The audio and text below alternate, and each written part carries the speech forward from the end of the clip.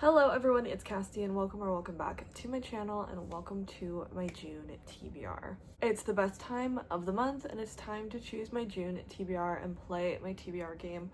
I am rejuvenated. I'm feeling in the zone. Am I rejuvenated? I don't know. I'm just feeling in the zone to read.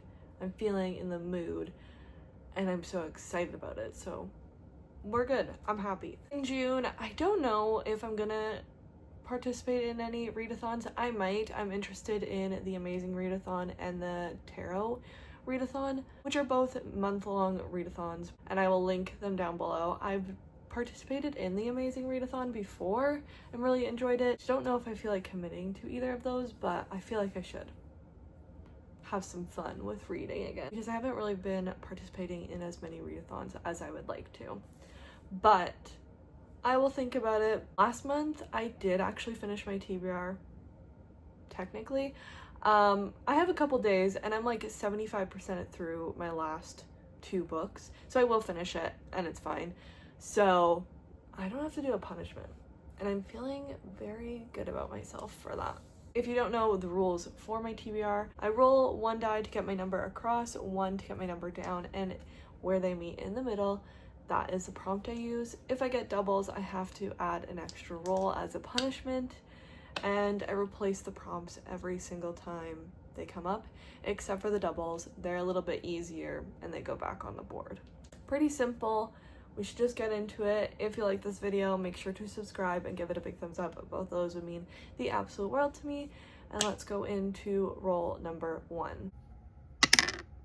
5 across and 3 down. I feel like I get this combination a lot. So 1, 2, 3, 4, 5, 1, 2, 3.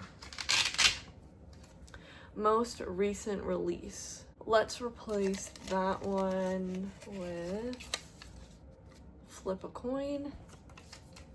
I think I know what I'm gonna do because I actually put a library hold on a book yesterday that got released yesterday, and that was The Divorce by Frida McFadden. This is about a woman named Naomi, and she has been the perfect wife for years. And then one day he kicks her out of the house, sends the best divorce lawyer in the city, and starts dating a 20-something-year-old, and you know, just the typical things. And so of course Naomi's like, I'm just gonna move on, whatever, I'll just join the workforce, blah blah blah, until she starts to think, maybe I won't actually do that, and she becomes obsessed with his new girlfriend, and things kind of spiral out of control. Then she finds out some secrets and finds herself in some danger. She has to figure out if she's willing to push forward to keep her perfect family intact. This one sounds interesting. I haven't actually read a lot of Frida McFadden's books.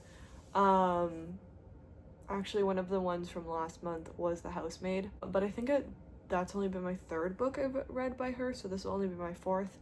Hopefully I enjoy it. But let's get into roll number 2. 6 across and 5 down. 1, 2, 3, 4, 5, 6. 1, 2, 3, 4, 5. Oh, I already know what this is gonna be. I got longest book, and I know what it's gonna be, and it's gonna be a heartbreaking one. Okay, let's replace that with booktuber favorite. We'll look at my TBR on Goodreads, but I'm quite sure I know what I'm gonna have to read. Oh, it's the opposite. Yep. It is Keeping 13 by Chloe Walsh. I just bought these physically in April. I read the first one, I don't know, end of last year. So I do need to continue on in this series, and I did really enjoy Binding 13. I just know these books are like heart-shattering, not fun, 640 something pages, so Goodreads says 644, so yeah. I'm gonna probably read this on Kindle or try and listen to the audiobook. I did listen to the audiobook for the first one.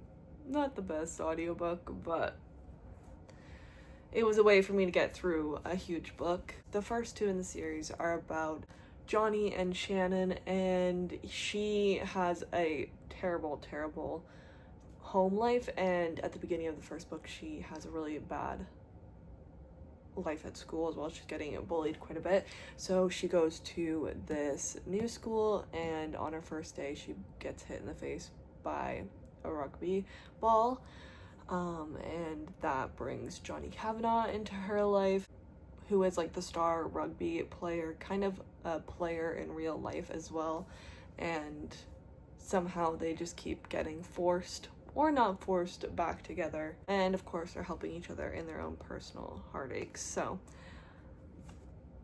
I was not expecting this, but you know what, I am excited for it. So I'm just scared, but I'm excited.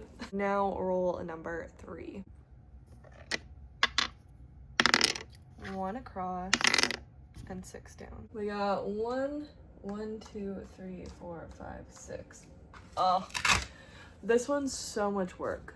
Try a chapter with 3 books and then I will pick one. Let's replace that with less than 300 pages. At least it's being a nice one. Okay, so I do this in a separate video.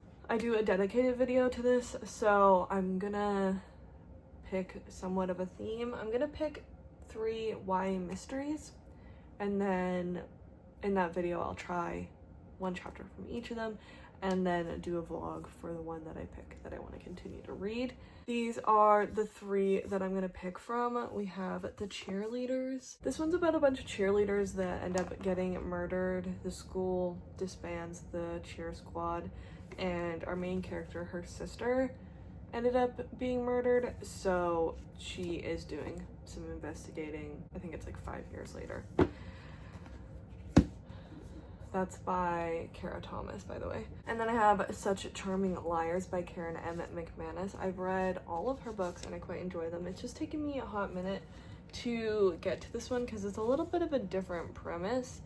I think they're all like rich kids, and one of them's a jewel thief trying to go straight, but has one last job, and there is a murder in this as well. The newest one is The Escape Game by Marissa Meyer and Tamara Moss. This one's about like a game show called The Escape Game, and a contestant was found murdered on set. This was 6 months ago. Now a new season is underway, and the sister of the girl that was murdered is there, not just trying to win, but also get justice for her sister. This one sounds really, really interesting.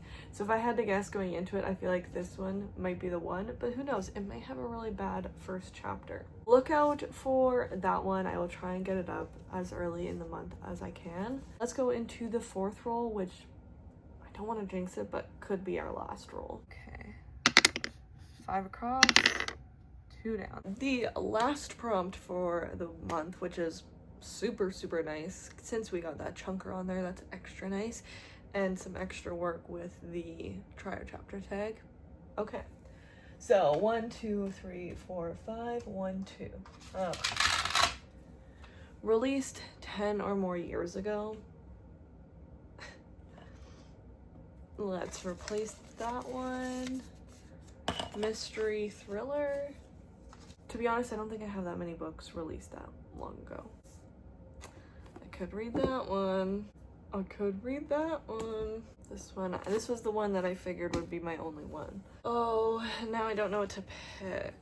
Both of these I need to read anyway, so actually also Crown of Midnight, but that one I think will be a little bit easier. Okay, I'm gonna do The Mistake by Elle Kennedy. This is the 2nd book in the Off-Campus series.